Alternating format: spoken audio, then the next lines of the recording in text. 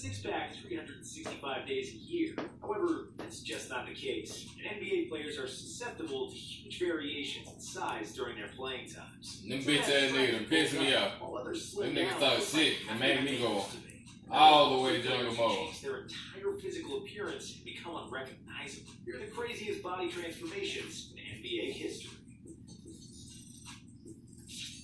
Marc Gasol.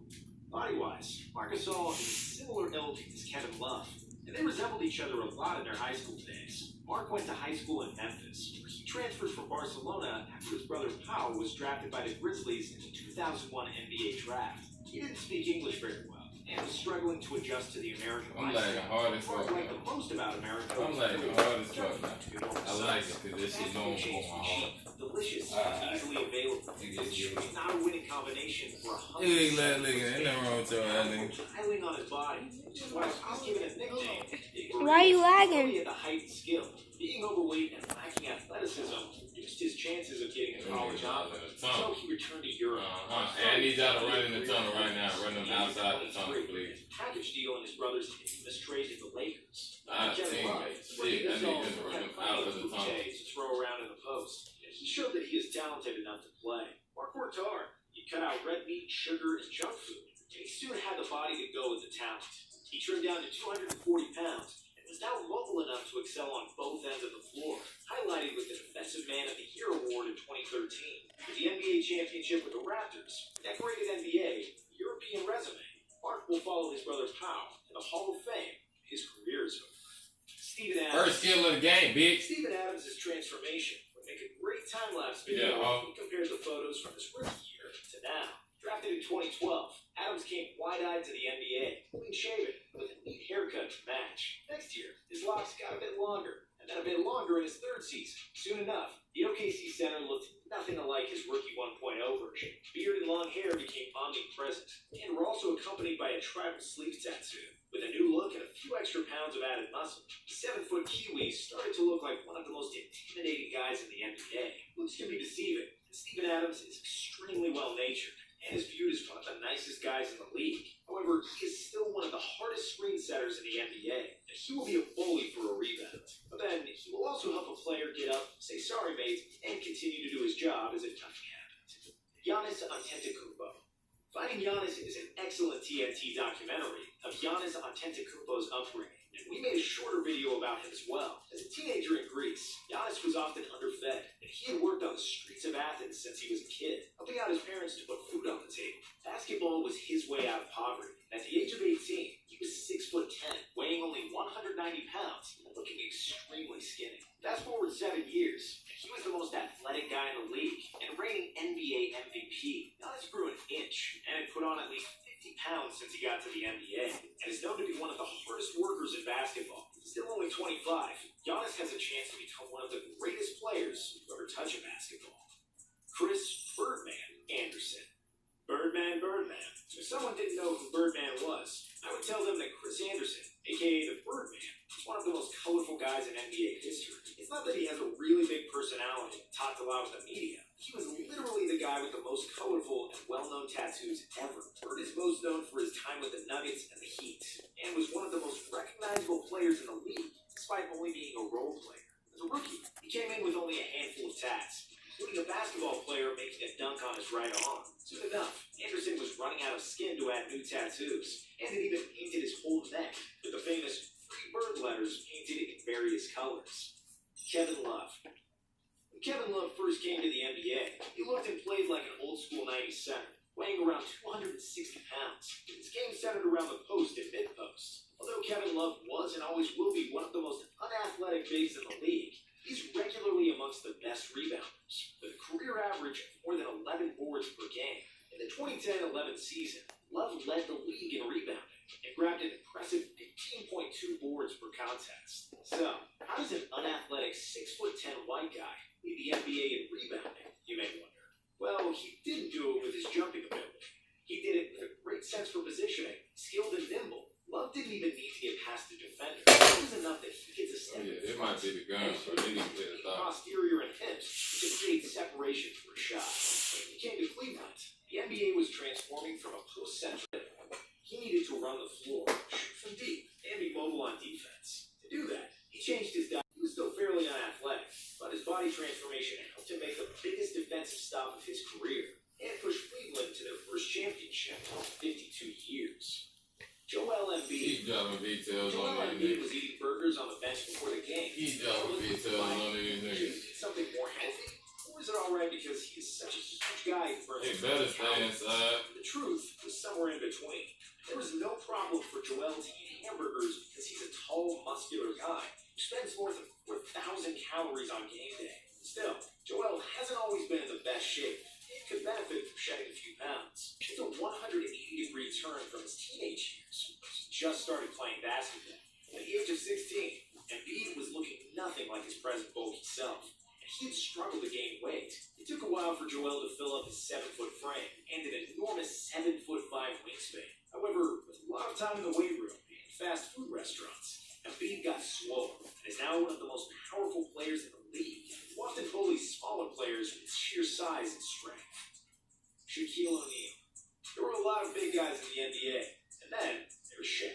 There have been taller, more athletic, and heavier players than him. But nobody combined those three attributes as the Big Diesel did. Standing at 7'1" and weighing more than 350 pounds, Shaq was the most destructive force the NBA has ever seen. However, it didn't all start that way. O'Neal came into the league as a lean center who could run the floor. He weighed 290 pounds as a rookie, and in his prime, he was pushing 340.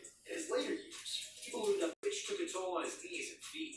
He started to lose weight after the three-peat with the Lakers. However, it's hard to say something bad about his career, as he is, without a doubt, one of the 15 best players who ever played the game. James Harden. James Harden was chubby and unathletic as a child, and he didn't have much stamina because he suffered from asthma. He blossomed as a high school junior, grew to 6'5", shed a few pounds, and started transforming into a player we all know today. James was one of the most skilled players on the college level. That's gonna be me. During his college days, he also started growing his beard. That's gonna be me. I was chubby when I was a kid, and then I started getting skinnier when I was playing NBA.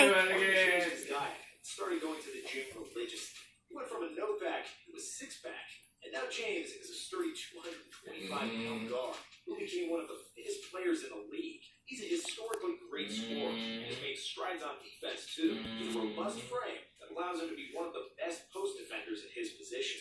Dennis Rodman. Dennis Rodman was relatively short for him. 7'4", with a tireless motor for defense and getting reach 25.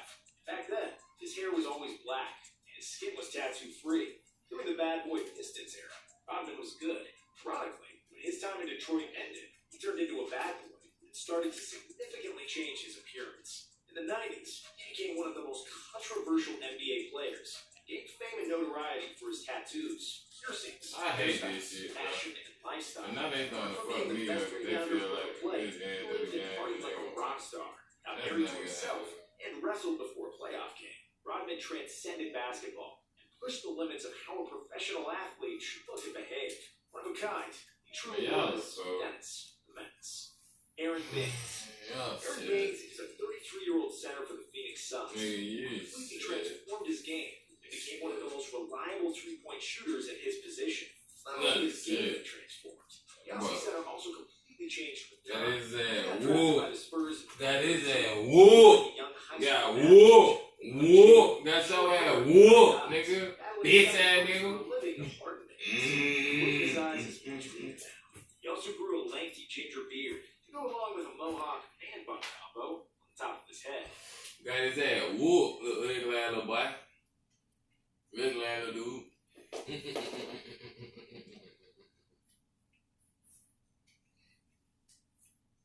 NBA is an environment filled with hyper-competitive individuals with big egos, where everything revolves around winning and, even more importantly, around money.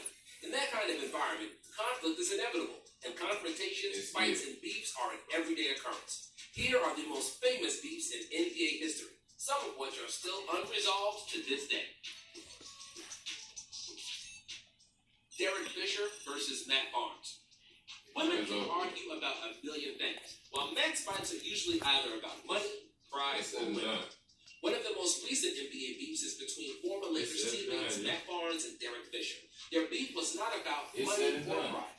It was about Gloria Govan, Barnes' ex-wife, who started dating Derek Fisher after the split with Barnes. When Barnes found out, he completely lost his mind, feeling betrayed by D. Fish, who broke the bro code. He realized that Fisher was attending a house party at his own house when Goldman still lived with his two sons. Completely outraged, Barnes stormed to the location and physically assaulted Fisher. Several people were needed to make all the smoke from beating up his former teammate. Now, the situation has cooled off, and Fisher is still dating Gloria Govan with no objections from Barnes. Kevin Durant versus Russell Westbrook. After the OKC Thunder lost the dramatic 7-game series in the 2016 Western Conference Finals, KD became the most coveted free agent in the world. A generational talent and is not available for 100%. And basically every team wanted to endear themselves to Kevin's superior services. Nobody did that.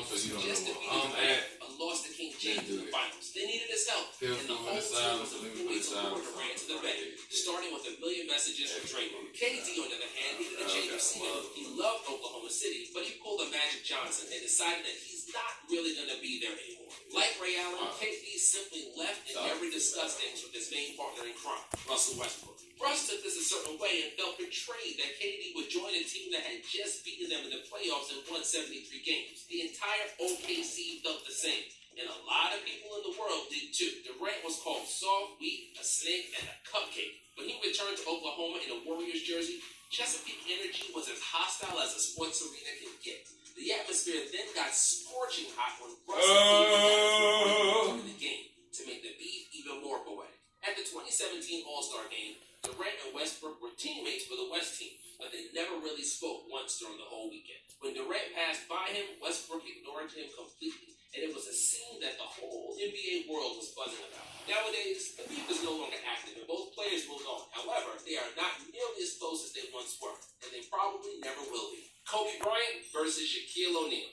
In 2009, Kobe Bryant and Shaquille O'Neal shared the All-Star Game MVP, raised the trophy together, both smiling from ear to ear. It was a beautiful scene for all NBA fans worldwide. Seeing two legends bury the hatchet, at least for a little while. Less than a year before, Shaq had made a rap appearance in a club in New York, and the infamous video of the Kobe diss appeared online, with Shaq wondering how his posterior tastes. Both of us seem to be a nail in the coffin for the female relationship of the most dominant 1-2 punch in NBA history. They were two alpha dogs who didn't want to back down from anybody. The clash was inevitable. Kobe hated that Diesel didn't have his work ethic, and Shaq went bad when Kobe would shoot too much and not pass the ball, and often fought in practice. And they started trading barbs through cryptic and not so cryptic messages in the media. The product on the court didn't suffer, but after they failed to win their fourth title in 2004 finals, Shaq had to go. In 2010, after Kobe released Big Ring, he was asked with a compliment from a person with one of the most legendary NBA one-liners. Kobe said, "I got one more than Shaq," and proved the 2009 All-Star moment was just a moment, and that the beat was still alive. Still, these two hotheads patched things up, and their 40-minute conversation on TV is one of the best basketball. Nah, you don't need the same one to me. You need Nick Young versus D'Angelo Russell. In a truly baffling set of circumstances, a video of a conversation between Nick Young and Russell surfaced online when D'Angelo was asking his teammates who had a meeting about his loved one. It was a conversation that wasn't supposed to leave that room, considering Young was then engaged to the rapper Iggy Azalea. Dirty Laundry came out, and Young's infidelity became free for public consumption. And it was all D'Angelo Russell's fault since the video leaked through his own Twitter account. Young's engagement was terminated thanks to the video, and so was the relationship between the two. Russell apologized, but it was to no avail. There is no coming back from a move like that. Teammate confidentiality is secret in the NBA. And Russell put the rap moniker upon himself, which is one of the worst things for an NBA player. Their beef was never really resolved. But both players moved on. Nick became a champion on my motherfucking while D'Angelo made the All-Star team, and his public image is now mostly rodent-free. Gilbert Arenas versus Javaris Crittenton. Yeah.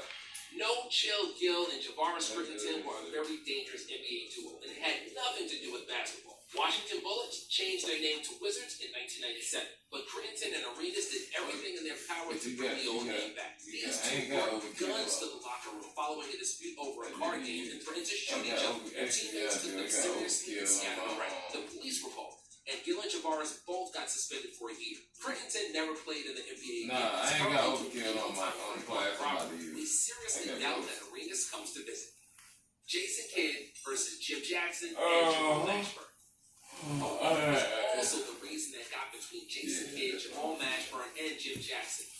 started the Triple J trio with the Mavericks in the late 90s. Three young stars were supposed to be the staple of the Mavericks' future, but were ultimately separated because of egos and a female. None other than the singer Toni Braxton. Although this has never been officially confirmed, Braxton reportedly flew off a date with Jason Kidd and instead married Janet Jackson, while Nashville also initially had an interest in the singer. Cooler heads didn't prevail, and this incident caused a rift that would ultimately blow up the Mavs locker room and caused a split between three Jays. And to end the women's portion of the video, we'll mention another case of defecating where one eats. The one between Tony Parker and Frank Barry, when they both played for the Spurs. Parker was married to actress Eva Longoria, friends with Barry and his wife, Erin. The friendship and the marriages ended when the truth of adultery One more match and then we'll end this. off in the 2012 Eastern Conference Finals. The Celtics were at a R.B. crossroads. Their saying something about game that, but- operated so well. This is air ball. Whoa, that nigga did no really. How were you on the wood?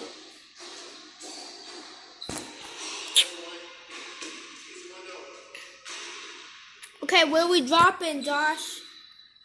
Where we dropping? Josh.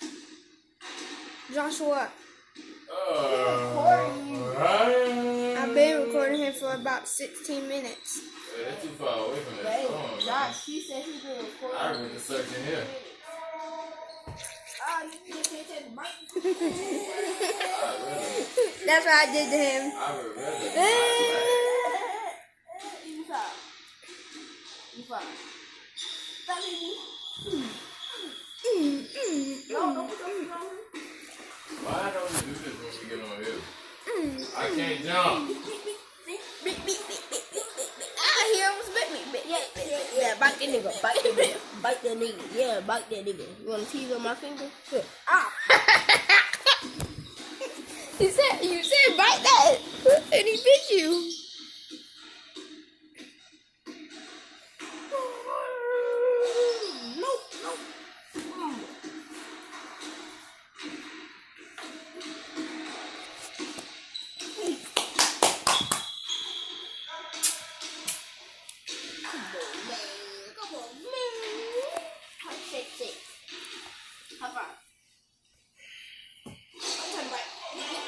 Hey man, can I like go outside somewhere and do that, man? Huh?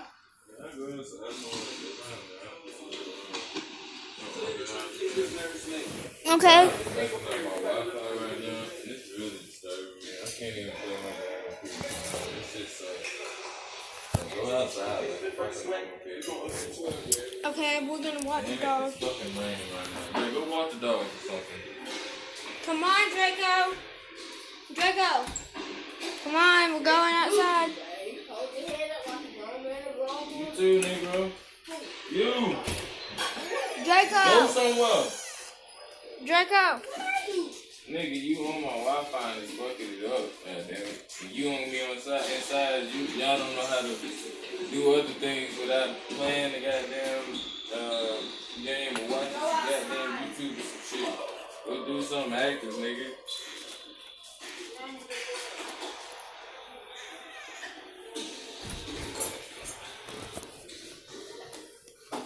Go goddamn. Draco. Come on, boy. We going outside. Go. No, this way. Go.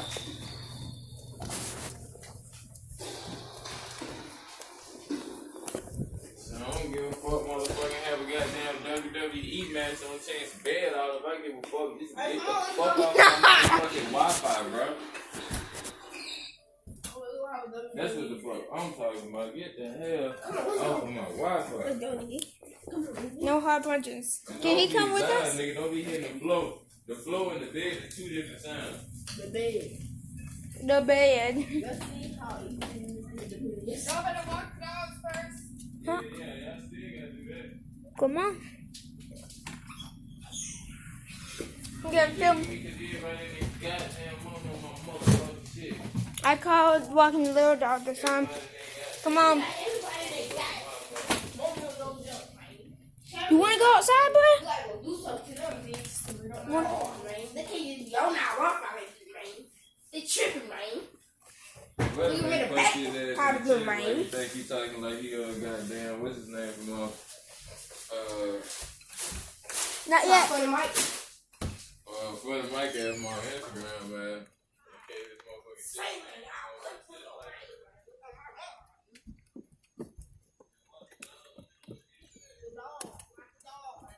Come back. Not the dog.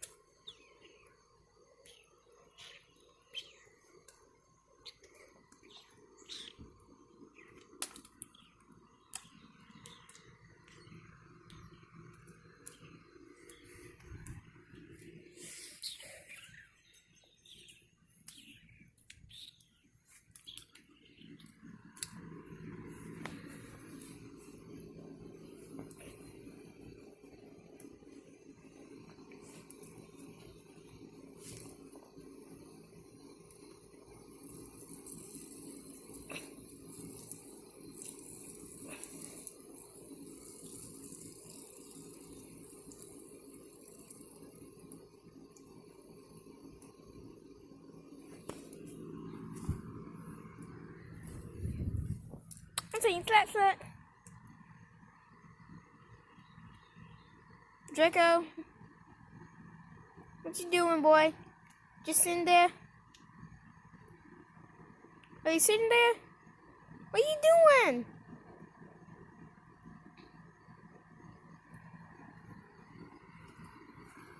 Oh.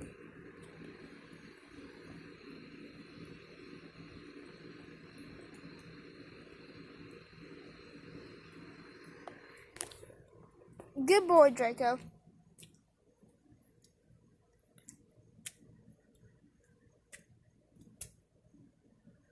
Come back. Come on. Draco, come on. Leash in my... I got...